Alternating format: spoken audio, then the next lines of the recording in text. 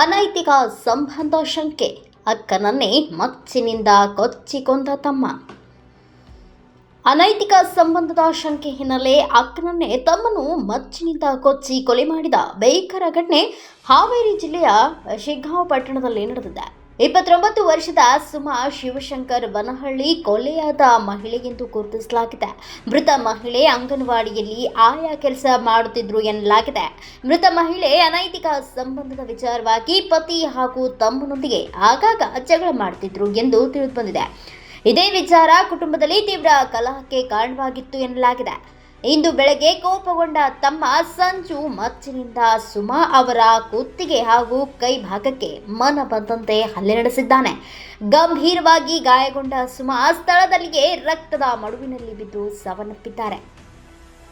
ಘಟನೆಯ ಬಳಿಕ ಸ್ಥಳದಲ್ಲಿ ಆತಂಕದ ವಾತಾವರಣ ನಿರ್ಮಾಣವಾಗಿದ್ದು ಸ್ಥಳೀಯರು ಬೆಚ್ಚಿ ಬಿದ್ದಿದ್ದಾರೆ. ಮರ್ಯಾದೆ ಪ್ರಶ್ನೆ ಹಿನ್ನೆಲೆ ಈ ಕೃತ್ಯ ಎಸಗಿರುವ ಶಂಕೆ ವ್ಯಕ್ತವಾಗುತ್ತಿದೆ. ಸದ್ಯ ಆರೋಪಿ ಸಂಜೀವ್ ಅಲಿಯಾಸ್ ಸಂಜುವನ್ನ ಪೊಲೀಸರು ವಶಕ್ಕೆ ಪಡೆದು ತೀವ್ರ ವಿಚಾರಣೆ ನಡೆಸುತ್ತಿದ್ದಾರೆ.